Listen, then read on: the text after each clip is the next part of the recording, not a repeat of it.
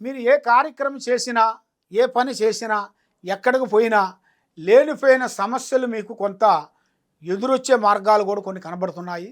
అతి జాగ్రత్తలు మీరు కొన్ని పాటించినట్టుగైతే మీ జీవితాన్ని బట్టి, యోగాన్ని బట్టి, నక్షత్రాన్ని బట్టి మరి మీకు ఎన్ని రోజులు మీరు సంపాదించిన లక్ష్మి కూడా మీ చేతికి నిలబడకోకుండా చేతికాడికి వచ్చింది నోటికి అందుకోకుండా పోవటం, మరి ప్రజలలో ప్రజాదిష్టి రావటం, ఆ నరదిష్టి వలన మీకు అనుకున్న పనులు చెట్టు కాకోకుండా ఉండటం, హెల్ప్ చేస్తానని చెప్పటం, చెప్పిన వాళ్ళు మీకు ఆ టయానికి హెల్ప్ చేయకోకుండా ఉండటం, మానసికమైన కొన్ని ఒత్తిళ్ళు కొన్ని ఎదురవుతుంటాయి. ఆ ఒత్తిళ్ళు వల్ల ఏ కార్యక్రమం చేసినా, ఏ పని అనుకున్నా కూడా ఆ పని మీకు కరెక్ట్గా చెట్టు కాకోకుండా అయిపోతుంది.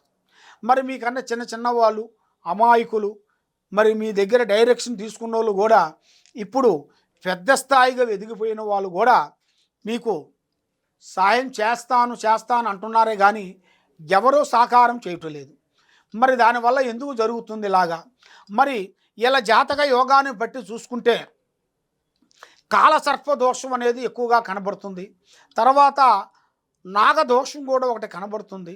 దానివల్ల వీళ్ళకి కళ్యాణాలు కానీ, సంతానంలో కానీ, చేయాల్సిన పనిలో కానీ చేతికాడికి వచ్చి నోటికి అందుకోకుండా పోతుంటుంది.